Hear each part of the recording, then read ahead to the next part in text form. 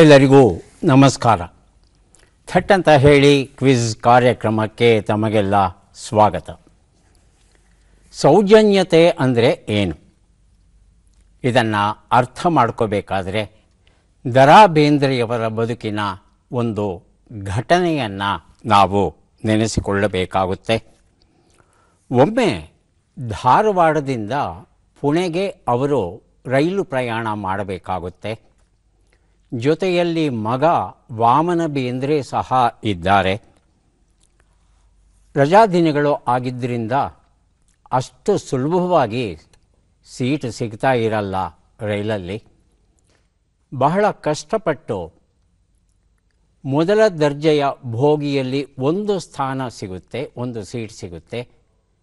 ವಾಮನ ಬೇಂದ್ರೆಯವರು ಎರಡನೇ ದರ್ಜನೆಯ ಬೋಗಿಯಲ್ಲಿ ಉಳ್ಕೋತಾರೆ. ತಂದೆ ಆರಾಮವಾಗಿ ನೆಮ್ಮದಿಯಿಂದ ಬರಲಿ ಅಂತ ಅವರ ಆಸೆ.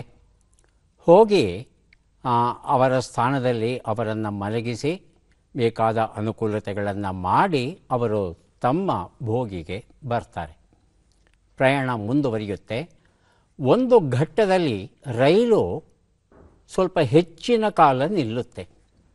ಆಗ ವಾಮನ ಬೇಂದ್ರೆಯವರಿಗೆ ಅನಿಸುತ್ತೆ, ತಂದೆ ಹೇಗಿದ್ದಾರೋ ಏನೋ, ಏನಾದರೂ ಬೇಕಿದೆಯೋ ಏನೋ, ಹೋಗಿ ಒಂದು ಸಲ ನೋಡಿಕೊಂಡು ಬರೋಣ ಅಂತ ಹೇಳಿ ಅವರು ಮೊದಲ ದರ್ಜೆಯ ಬೋಗಿಗೆ ಹೋಗಿ ನೋಡ್ತಾರೆ.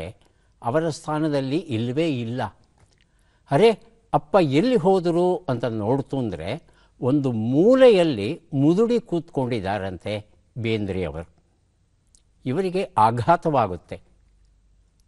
ಬೇಂದ್ರೆಯವರ ಸೀಟನ್ನು ನೋಡ್ತಂದರೆ ಅಲ್ಲಿ ಓರ್ವ ತಾಯಿ ತನ್ನ ಮಗುವಿನ ಜೊತೆ ಮಲಗಿದ್ದಾಳೆ. ಅಪ್ಪನನ್ನು ಕೇಳ್ತಾರೆ, ಯಾಕಪ್ಪ ಹೀಗೆ ಮಾಡಿದ್ರೆ?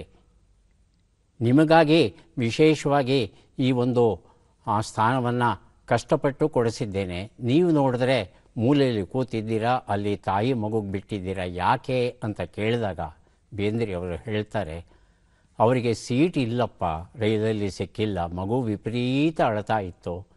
ತಾಯಿ ಎಷ್ಟು ಸಮಾಧಾನ ಮಾಡಿದ್ರೂ ಮಗು ಅಳು ನಿಲ್ಲಿಸ್ತಿರಲಿಲ್ಲ. ನನಗೆ ಚುರುಕ್ಕಂದ್ಬಿಡ್ತು.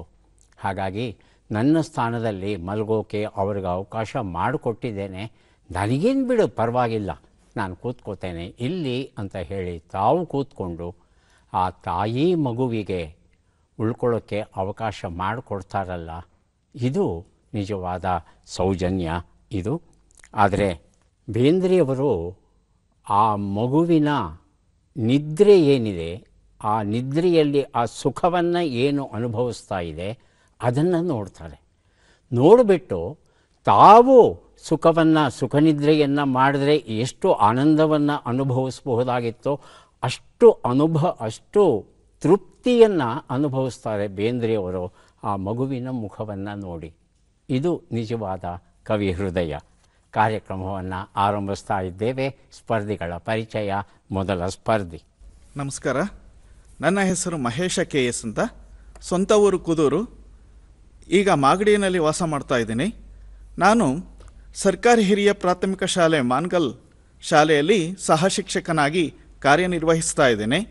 ನನ್ನ ಹವ್ಯಾಸಗಳು ಕ್ರೀಡೆಯಲ್ಲಿ ಭಾಗವಹಿಸೋದು, ಮಕ್ಕಳಿಗೆ ಕಬಡ್ಡಿ ಆಟವನ್ನು ಕಲಿಸಿ ಉತ್ತಮ ಮಾರ್ಗಕ್ಕೆ ಕೊಂಡೊಯ್ಯುವಂಥದ್ದು, ಜೊತೆಗೆ ಕಲಿಕೋಪಕರಣಗಳ ತಯಾರಿಕೆಯನ್ನು ಮಾಡುವಂಥದ್ದು.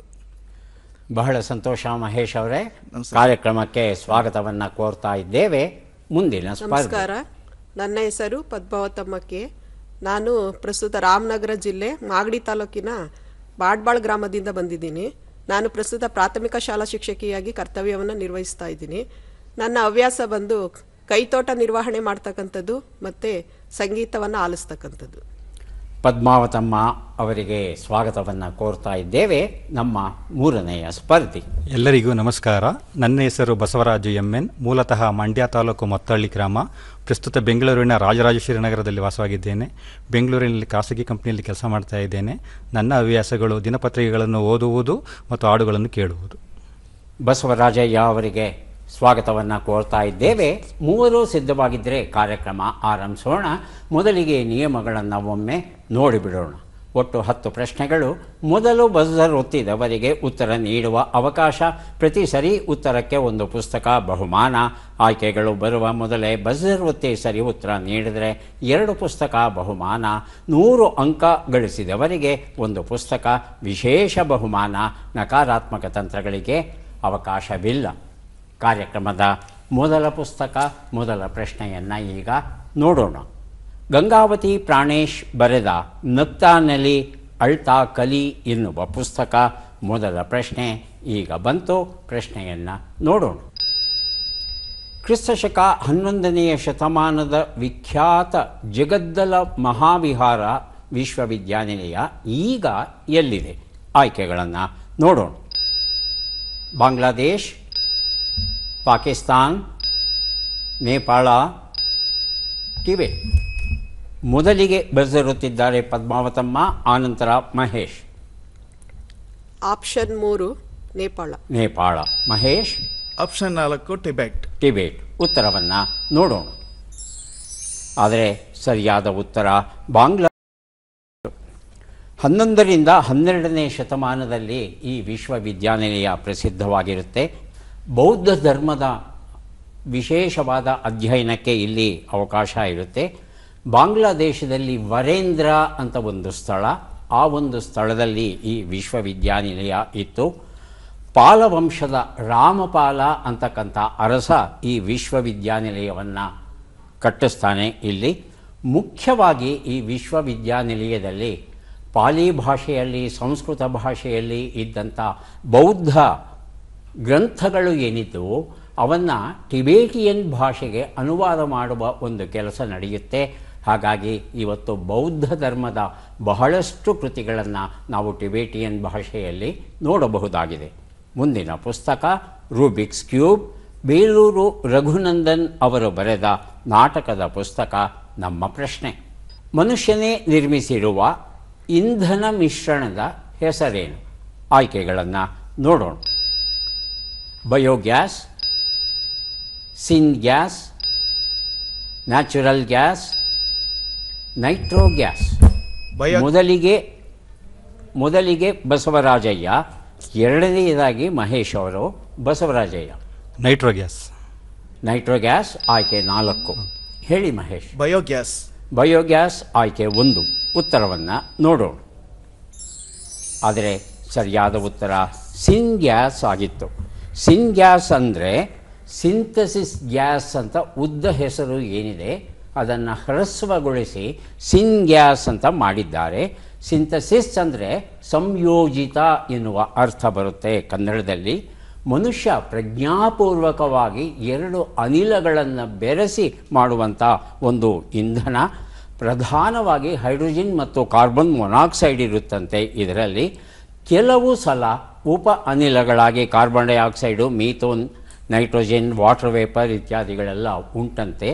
ಇದನ್ನು ಗೊಬ್ಬರ ತಯಾರಿಕೆಯಲ್ಲಿ, ಟರ್ಬೈನ್ ಚಾಲನೆಯಲ್ಲಿ, ಹಾಗೆಯೇ ಸಿಂಥೆಟಿಕ್ ಡೀಸೆಲ್, ಮಾನವ ನಿರ್ಮಿತ ಡೀಸೆಲ್ ಏನಿದೆ ಅದರ ನಿರ್ಮಾಣದಲ್ಲೂ ಸಹ ಈ ಸಿನ್ ಗ್ಯಾಸನ್ನು ಬಳಸ್ತಾರಂತೆ. ಮುಂದಿನ ಪುಸ್ತಕ ಮರಳಿ ಬಂದ ಮಧುರ ಮಾಸ. ಶ್ರೀಮತಿ ಜಿ.ವಿ. ಜಯಾ ರಾಜಶೇಖರ್ ಬರೆದಿರುವಂಥ ಪುಸ್ತಕ ಇದು. ನಮ್ಮ ಪ್ರಶ್ನೆ: ಇಂದಿಗೂ ಉಪಯೋಗದಲ್ಲಿರುವ ಭಾರತದ ಅತ್ಯಂತ ಹಳೆಯ ಅಣೆಕಟ್ಟು ಯಾವುದು ಎನ್ನಲಾಗಿದೆ? ಆಯ್ಕೆಗಳನ್ನು ನೋಡೋಣ. ಕರ್ನಾಲ್ ಬೀರ್,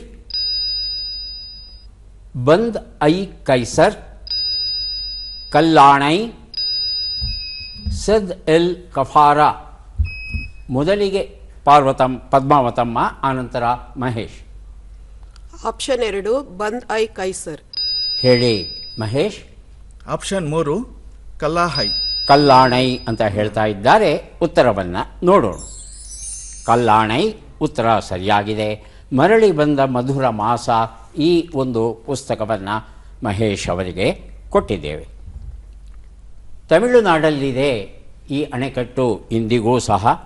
ಕಾವೇರಿ ನದಿಗೆ ಅಡ್ಡವಾಗಿ ಕಟ್ಟಿದ್ದಾರೆ. ಕಟ್ಟಿದವನು ಕರಿಕಾಲ ಚೋಳ. ಕ್ರಿಸ್ತಶಕ 2ನೇ ಶತಮಾನದಲ್ಲಿ ಈತ ಕಟ್ತಾನೆ. 1079 ಅಡಿ ಉದ್ದ ಇದೆ. 66 ಅಡಿ ಅಗಲ ಇದೆ, ಹಾಗೆಯೇ 18 ಅಡಿ ಎತ್ತರ ಇದೆ. ಈ ಅಣೆಕಟ್ಟಿನ ಉದ್ದೇಶ ಏನು ಅಂದರೆ ನೀರನ್ನು ಸಂಗ್ರಹ ಮಾಡೋದಲ್ಲ, ಇಡೀ ಕಾವೇರಿ ನದಿಯನ್ನೇ ತಿರುಗಿಸಿ ಬೇರೆ ಕಡೆಗೆ ಹರಿಯುವ ಹಾಗೆ ಮಾಡುವ ಒಂದು ಪ್ರಯತ್ನ ಇಲ್ಲಿ ನಡೆಯುತ್ತೆ. ಹರಿಯುವ ಕಾವೇರಿ ನದಿಯನ್ನು ನಿಲ್ಲಿಸಿ ಅದನ್ನು 4 ಧಾರೆಗಳಾಗಿ ಹರಿಯುವ ಒಂದು ವ್ಯವಸ್ಥೆಯನ್ನು ಮಾಡಿದ್ದಾರೆ. ಕೊಲ್ಲಿ ಡ್ಯಾಮ್ ನದಿ, ವೆನ್ನಾರ್ ಕಾಲುವೆ, ಪುದರ್ ಕಾಲುವೆ, ಅರಸಾಳರ್ ಕಾಲುವೆ, ಹೀಗೆ 4 ಭಾಗಗಳಲ್ಲಿ ನೀರು ಹರಿಯುವ ಒಂದು ವ್ಯವಸ್ಥೆಯನ್ನು ಮಾಡಿದ್ದಾರಂತೆ.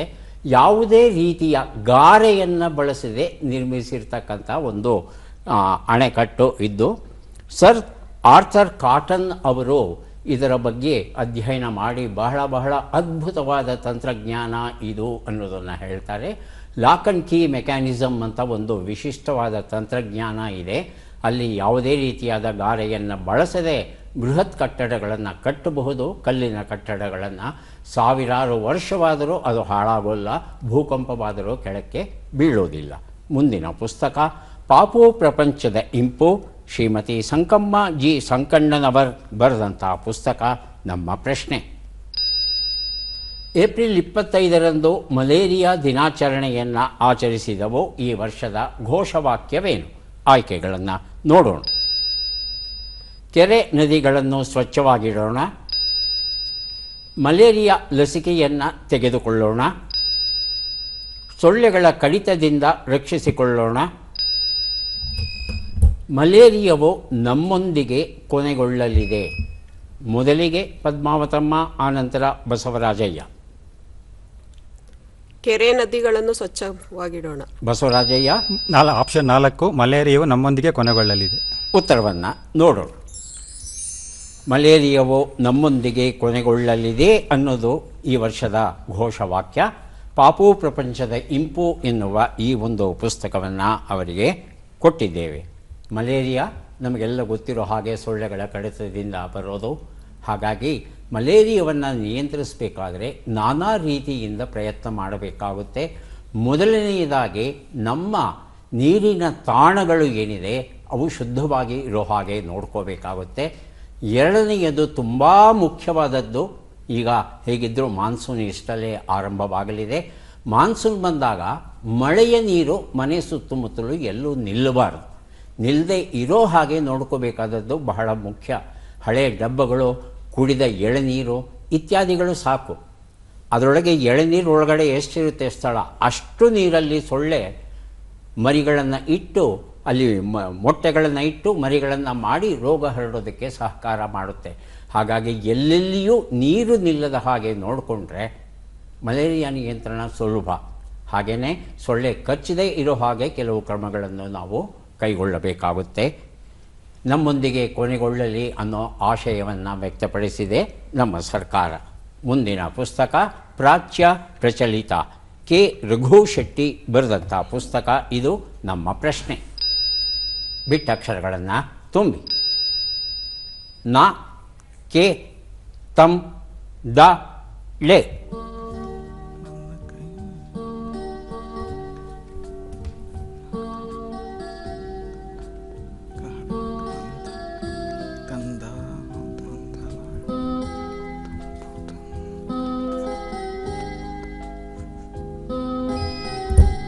ಬಸರುತ್ತಿದ್ದಾರೆ ಬಸವರಾಜಯ್ಯ. ನಗರಕ್ಕೆ ತಂಪು ತಂದ ಮಳೆ. ನಗರಕ್ಕೆ ತಂಪು ತಂದ ಮಳೆ. ಹೌದಾ ಪದ್ಮಾವತಮ್ಮ? ಹೌದು ಸರ್, ನಗರಕ್ಕೆ ತಂಪು ತಂದ ಮಳೆ. ಸರಿಯಾಗಿದೆಯಾ ಮಹೇಶ್? ಸರಿ ಇದೆ ಸರ್. ಉತ್ತರವನ್ನು ನೋಡೋಣ. ನಗರಕ್ಕೆ ತಂಪೆರೆದ ಮಳೆ ಅನ್ನೋದು ನಮ್ಮ ಉತ್ತರ.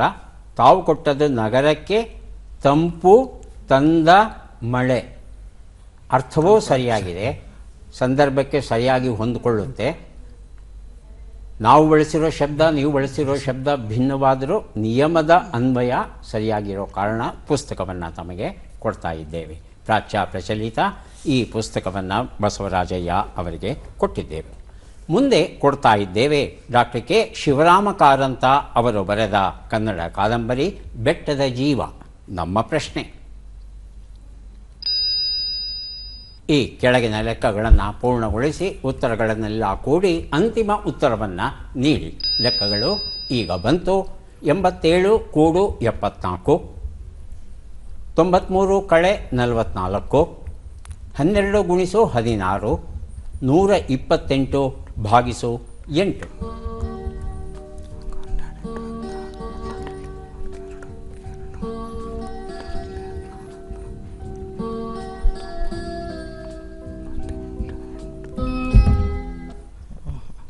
ಪದ್ಮಾವತಮ್ಮ 463 ಸರ್. 4, 6, 3. ಮಹೇಶ್ ಹಾಗೂ ಬಸವರಾಜಯ್ಯ ಲೆಕ್ಕ ಪೂರ್ಣವಾಗಿದ್ದರೆ ಉತ್ತರವನ್ನು ಕೊಡಿ. 467. ಬಜರ್ ಬಿಟ್ಟು ಉತ್ತರ ಕೊಡಿ. 467. 67. ಬಸವರಾಜಯ್ಯ ಇನ್ನೂ ಮಾಡ್ತಾ ಇದ್ದಾರೆ. ಉತ್ತರವನ್ನು ನೋಡ್ತಾ ಹೋಗೋಣ. ಒಂದು ಉತ್ತರ 161, 49, 192, 16 ಎಲ್ಲವನ್ನು ಕೂಡಿದ್ರೆ 418 ಬಂದಿದೆ. ಈ ಉತ್ತರವನ್ನು ಯಾರೂ ಕೊಟ್ಟಿಲ್ಲ. ಮುಂದಿನ ಪುಸ್ತಕ ಹೂವು ಮತ್ತು ಹುಡುಗ ಕಥಾ ಸಂಕಲನ, ಜಿ ಬರೆದಿರುವಂಥದ್ದು ನಮ್ಮ ಪ್ರಶ್ನೆ. ಈ ಪದ್ಮ ಪುರಸ್ಕೃತರನ್ನು ಗುರುತಿಸಿ. ಚಿತ್ರವನ್ನು ನೋಡೋಣ.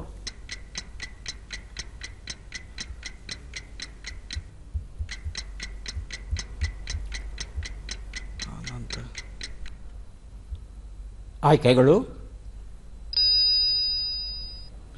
ಬ್ಯಾರಿ ಗಾಟ್ಫ್ರಿ ಜಾನ್, ಭರತ್ ಗುಪ್ತ್, ಚೈತ್ರಂ ದೇವಚಂದ್ ಪವಾರ್, ಭೀಮ್ ಸಿಂಗ್ ಭವೇಶ್. ಮೊದಲಿಗೆ ಬಸವರಾಜಯ್ಯ, ಆನಂತರ ಪದ್ಮಾವತಮ್ಮ. ಭರತ್ ಗುಪ್ತ. ಭರತ್ ಗುಪ್ತ್ ಆಯ್ಕೆ 2. ಪದ್ಮಾವತಮ್ಮ ಆಪ್ಷನ್ 3 ಚೈತ್ರಂ ದೇವಚಂದ್ ಪವಾರ್. ಉತ್ತರವನ್ನು ನೋಡೋಣ. ಸರಿಯಾದ ಉತ್ತರ ಭೀಮ್ ಸಿಂಗ್ ಭವೇಶ್ ಆಗಿತ್ತು. ಭೀಮ್ ಸಿಂಗ್ ಭವೇಶ್ ಅವರಿಗೆ ಈ ವರ್ಷ ಪದ್ಮಶ್ರೀ ಗೌರವವನ್ನು ನೀಡಿದೆ ನಮ್ಮ ಸರ್ಕಾರ. ಇವರು ಬಿಹಾರ ರಾಜ್ಯಕ್ಕೆ ಸೇರಿದವರು. ಸಾಮಾಜಿಕ ಕಾರ್ಯಕರ್ತರಾಗಿ ಹೆಸರನ್ನು ಗಳಿಸಿದ್ದಾರೆ. ಭೋಜ್ಪುರದಲ್ಲಿ ಮುಸಾಹರ್ರಂಥ ಒಂದು ಜನ ಅಂತೆ. ಆ ಜನರ ಏಳಿಗೆಗಾಗಿ ಇವರು ಸರ್ವತೋಮುಖ ಪ್ರಯತ್ನಗಳನ್ನು ಮಾಡಿದ್ದಾರೆ. ಹಾಗಾಗಿ ಅವರಿಗೆ ಪದ್ಮಶ್ರೀ ಗೌರವ ಈ ವರ್ಷ ದೊರೆತಿದೆ. ಮುಂದಿನ ಪುಸ್ತಕ ಜನರಲ್ ನಾಲೆಡ್ಜ್, ಸಾಮಾನ್ಯ ಜ್ಞಾನ, ಡಾಕ್ಟರ್ ಆರ್ ಇಂದಿರಾ ಬರೆದಿರುವಂಥ ಪುಸ್ತಕ ನಮ್ಮ ಪ್ರಶ್ನೆ. ಈ ಅಕ್ಷರಗಳನ್ನು ಸರಿಯಾಗಿ ಜೋಡಿಸಿ. ಅಕ್ಷರಗಳು: ರಾ, ತ್ರ, ಇ, ಮಾ, ರಾ, ಗ, ಗಿ, ದ್ರೆ.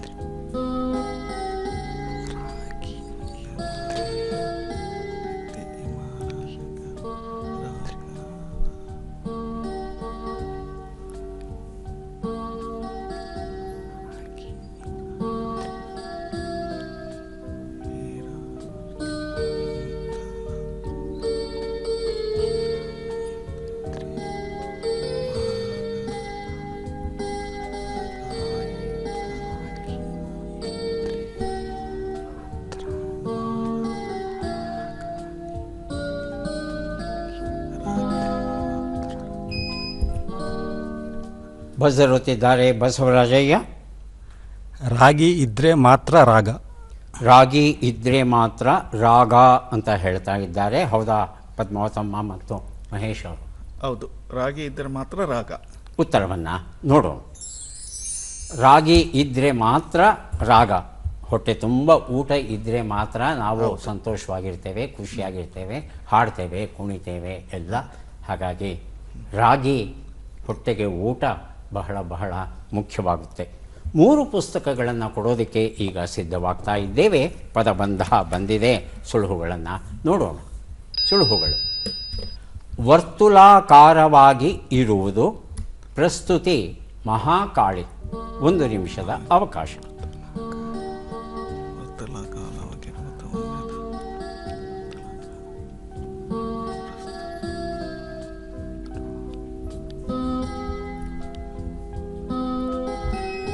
ಫಸ್ಟ್ ಪದ್ಮಾವತಮ್ಮ ಬಜರ್ ಒತ್ತಿದ್ದಾರೆ. ಒಂದು ಉತ್ತರ ಸುಳಿಯಾಕಾರ. ಹ? ಸುಳಿಯಾಕಾರ. ಸುಳಿಯಾಕಾರ. ಮೂರು ಶಬ್ದ ಸಿಗ್ತಾ? ಇಲ್ಲ ಸರ್. ಬಹುಶಃ ಇಲ್ಲ. ನೋಡೋಣ ಮಹೇಶ್ ಮತ್ತು ಬಸವರಾಜಯ್ಯ ಏನು ಉತ್ತರ ಕೊಡ್ತಾರೆ. ಬಸವರಾಜಯ್ಯ ಒಂದು ಉತ್ತರ ಡೋಲಾಯಮಾನ. ಡೋಲಾಯಮಾನ. ಡೋಲಾಯಮಾನ ಅಂದರೆ ಇಬ್ಬದ್ದಿತನ ಅಂತ. ಆ ಕಡೆ ಈ ಕಡೆ ಯಾವ ಕಡೆ ಹೋಗೋದು ಗೊತ್ತಿಲ್ಲ. ಮೊದಲನೇ ಶಬ್ದವನ್ನು ನಾನು ಕೊಡ್ತೇನೆ. ಎರಡನೇ ಶಬ್ದ, ಮೂರನೇ ಅಲ್ಲ ಸರ್. ಬೇರೆ ಉತ್ತರ ಕೊಡ್ತೀರಾ? ಅಲ್ಲ ಸರ್, ವೃತ್ತಾಕಾರ. ವೃತ್ತಾಕಾರ ಅಂದರೆ 4 ಅಕ್ಷರ, 4 ಅಕ್ಷರ. 8 ಅಕ್ಷರ, ಅಲ್ಲಿ 5 ಅಕ್ಷರ. 5 ಅಕ್ಷರ ಬರಬೇಕು. ಒಂದು ಉತ್ತರ. ಮಂಡಲಾಕಾರ ಅನ್ನೋದು ವರ್ತುಲಾಕಾರ ಎನ್ನುವ ಒಂದು ಪರ್ಯಾಯ ಪದ. 2 ಉತ್ತರ. ಯಾರು ಬೇಕಾದರೂ ಬಜರ್ ಒತ್ತಿ ಉತ್ತರವನ್ನು ಕೊಡಿ. ಪ್ರಸ್ತುತಿ ಯಾರೂ ಇಲ್ವಾ? ಉತ್ತರವನ್ನು ನೋಡೋಣ. ಮಂಡನೆ 3 ಉತ್ತರ. ಮಹಾಕಾಳಿ ಮಧ್ಯದಕ್ಷರ ಕಾ. ಉತ್ತರವನ್ನು ನೋಡೋಣ. ಮಾಂಕಾಳಿ ಅನ್ನೋದು ಸರಿಯಾದ ಉತ್ತರ ಆಗಿತ್ತು.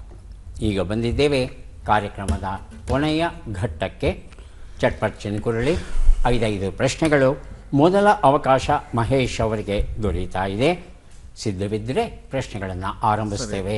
ಮೊದಲ ಪ್ರಶ್ನೆ, ಸಿಂಗಾರವ್ವ ಮತ್ತು ಅರಮನೆ ಯಾರು ಬರೆದ ಕೃತಿ? ಚಂದ್ರಶೇಖರ ಕಂಬಾರ, ಗಿರೀಶ್ ಕಾರ್ನಾಡ್. ಗಿರೀಶ್ ಕಾರ್ನಾಡ್. ಮುಂದಿನ ಪ್ರಶ್ನೆ, ಕುವೆಂಪು ಅವರು ಮೈಸೂರು ವಿಶ್ವವಿದ್ಯಾನಿಲಯದ ವ್ಯವಸ್ಥೆಯಲ್ಲಿ ಎಷ್ಟು ಭಾಗಗಳಾಗಿ ವಿಂಗಡಿಸಿದರು? 3 ಅಥವಾ 4? 3. ಮುಂದಿನ ಪ್ರಶ್ನೆ, ಇಂದ್ರನು ಯಾವ ರಾಕ್ಷಸನ ಜೊತೆಯಲ್ಲಿ ಯುದ್ಧ ಮಾಡುವಾಗ ದಶರಥನ ನೆರವನ್ನು ಪಡೆದನು? ತಿಮಿಧ್ವಜ, ತಾಮ್ರಧ್ವಜ? ತಿಮಿಧ್ವಜ. ಮುಂದಿನ ಪ್ರಶ್ನೆ, ಈ ಗಾದೆಯನ್ನು ಪೂರ್ಣಗೊಳಿಸಿ. ಕದ್ದು ಹೋಳಿಗೆ ಕೊಟ್ಟರೆ ಹೊಟ್ಟೆ ತುಂಬ ತಿನ್ನು. ಮುಂದಿನ ಪ್ರಶ್ನೆ, ಈ ಒಗಟನ್ನು ಬಿಡಿಸಿ. ಎತ್ತ ಹೋದರೂ ಮತ್ತೆ ಮತ್ತೆ ಬರುತ್ತೆ, ಬಂದಾಗಲೆಲ್ಲ ಬಿಡದೆ ಕಾಡುತ್ತೆ. ನೆರಳು. ನೆರಳು. ಉತ್ತರವನ್ನು ನೋಡ್ತಾ ಹೋಗೋಣ. ಒಂದು ಉತ್ತರ ಸಿಂಗಾರವ್ವ ಮತ್ತು ಅರಮನೆ ಕಂಬಾರರು ಬರೆದಂಥ ಪುಸ್ತಕ. ಎರಡನೇ ಪ್ರಶ್ನೆಗೆ ಉತ್ತರ 3 ಅಧ್ಯಯನಾಂಗ, ಸಂಶೋಧನಾಂಗ, ಪ್ರಸಾರಾಂಗ ಸರಿಯಾದ ಉತ್ತರ ಕೊಟ್ಟಿದ್ದೀರಿ. ಮೂರನೇ ಪ್ರಶ್ನೆಗೆ ಉತ್ತರ ತಿಮಿಧ್ವಜ ಸರಿಯಾಗಿದೆ. ನಾಲ್ಕನೇ ಪ್ರಶ್ನೆಗೆ ಉತ್ತರ ಕದ್ದು ಹೋಳಿಗೆ ಕೊಟ್ಟರೆ ಬೆಲ್ಲ ಸಾಲದು ಅಂದ್ರಂತೆ. ಐದನೇ ಪ್ರಶ್ನೆಗೆ ಉತ್ತರ ಇದು ನೆನಪು. ನೆರಳು ಇರುತ್ತೆ, ಅದರ ಕಾಡಲ್ಲ ನೆರಳು, ಅದರ ನೆನಪು ಕಾಡುತ್ತೆ ನಮ್ಮನ್ನು. 2 ಪ್ರಶ್ನೆಗಳಿಗೆ ಸರಿಯಾದ ಉತ್ತರ ಕೊಟ್ಟಿದ್ದೀರಿ. 2 ಪುಸ್ತಕವನ್ನು ತಮಗೆ ಕೊಟ್ಟಿದ್ದೇವೆ. ಈಗ ಪದ್ಮಾವತಮ್ಮ ಅವರಿಗೆ ಅವಕಾಶ. ಮೊದಲ ಪ್ರಶ್ನೆ, ಕನ್ನಡ ಭಾಷೆಗಾಗಿ ಯಾರು ಮೊದಲು ಡಾಕ್ಟರೇಟ್ ಪದವಿಯನ್ನು ಪಡೆದರು? William Reeves, Ferdinand Kittel? William Reeves. ಮುಂದಿನ ಪ್ರಶ್ನೆ, ಕುವೆಂಪು ಅವರ ಮಡದಿಯ ಹೆಸರೇನು? ಶರಾವತಿ, ಹೇಮಾವತಿ? ಹೇಮಾವತಿ. ಮುಂದಿನ ಪ್ರಶ್ನೆ, ದಶರಥನು ಕೈಕೇಯಿಗೆ 2 ವರಗಳನ್ನು ಕೊಡಲು ಕಾರಣವೇನು? ತಿಮಿಧ್ವಜನಿಂದ ರಕ್ಷಣೆ, ತಿಮಿಧ್ವಜನ ಸಂಹಾರ?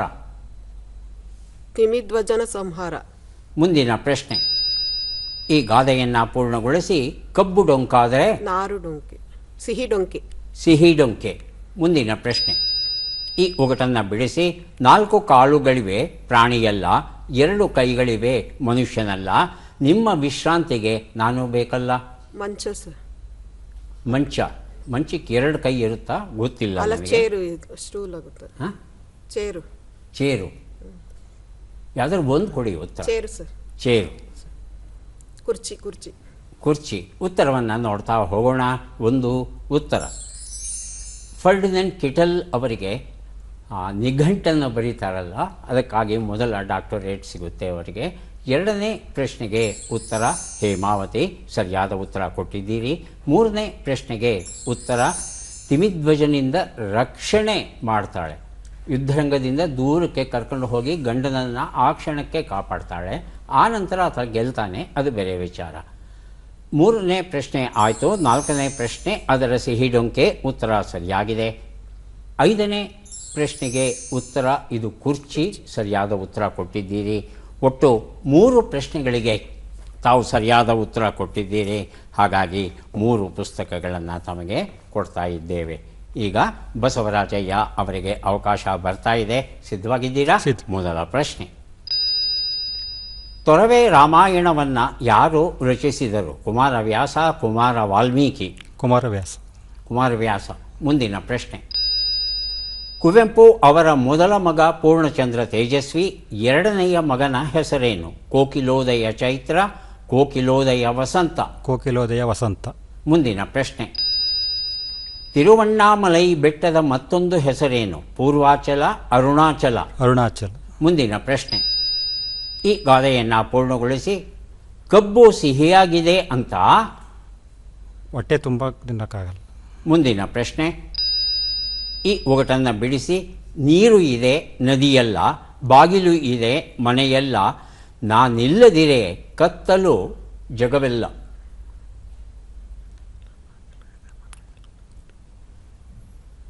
ಉತ್ತರವನ್ನು ನೋಡ್ತಾ ಹೋಗೋಣ. ಒಂದು ಉತ್ತರ, ತೊರವೆ ರಾಮಾಯಣವನ್ನು ಬರೆದದ್ದು ಕುಮಾರ ವಾಲ್ಮೀಕಿ, ನರಹರಿ ಅನ್ನೋದು ಮತ್ತೊಂದು ಹೆಸರು. ಎರಡನೇ ಪ್ರಶ್ನೆಗೆ ಉತ್ತರ ಕೋಕಿಲೋದಯ ಚೈತ್ರ ಅನ್ನೋದು ಸರಿಯಾಗಿತ್ತು. ಮೂರನೇ ಪ್ರಶ್ನೆಗೆ ಉತ್ತರ ಅರುಣಾಚಲ ಸರಿಯಾಗಿದೆ. ನಾಲ್ಕನೇ ಪ್ರಶ್ನೆಗೆ ಉತ್ತರ ಕಬ್ಬು ಸಿಹಿಯಾಗಿದೆ ಅಂತ ಬುಡಮಟ್ಟಿಗೆ ತಿನ್ನೋದೇ. ಐದನೇ ಪ್ರಶ್ನೆಗೆ ಉತ್ತರ ಇದು ಕಣ್ಣು ಆಗಿತ್ತು. ಒಂದು ಪ್ರಶ್ನೆಗೆ ಮಾತ್ರ ಸರಿ ಉತ್ತರ ನೀಡಿದ್ದೀರಿ. ಒಂದು ಪುಸ್ತಕವನ್ನು ನಾವು ತಮಗೆ ಕೊಡ್ತಾ ಇದ್ದೇವೆ. ಯಾರಿಗೆ ಎಷ್ಟು ಪುಸ್ತಕ ಬಂದಿದೆ ಅದನ್ನು ನೋಡುವ ಕ್ಷಣ ಈಗ ಬಂತು. ಮೊದಲಿಗೆ ಮಹೇಶ್ ಅವರಿಗೆ 3 ಪುಸ್ತಕಗಳು ದೊರೆಯುತ್ತಾ ಇವೆ. ಪುಸ್ತಕಗಳನ್ನು ಸ್ವೀಕರಿಸಿ ಕಾರ್ಯಕ್ರಮದಲ್ಲಿ ಭಾಗವಹಿಸಿದ್ದಕ್ಕೆ ಧನ್ಯವಾದಗಳು. ಪದ್ಮಾವತಮ್ಮ ಅವರಿಗೂ ಸಹ 3 ಪುಸ್ತಕಗಳು ದೊರೆಯುತ್ತಾ ಇವೆ. ಸ್ವೀಕರಿಸಿ ಅಭಿನಂದನೆಗಳು.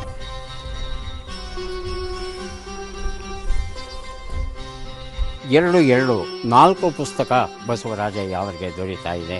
ಅಭಿನಂದನೆಗಳು.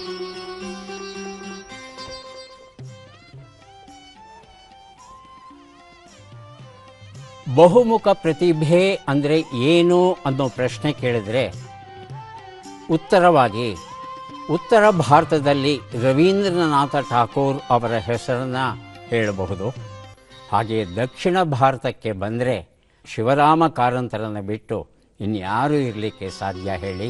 ಶಿವರಾಮ ಕಾರಂತರ ಬಹುಮುಖ ಪ್ರತಿಭೆ ನಮಗೆಲ್ಲ ತಿಳಿದಿರುವಂಥ ವಿಚಾರ. ಮತ್ತೆ ಭೇಟಿಯಾಗೋಣ. ನಮಸ್ಕಾರ.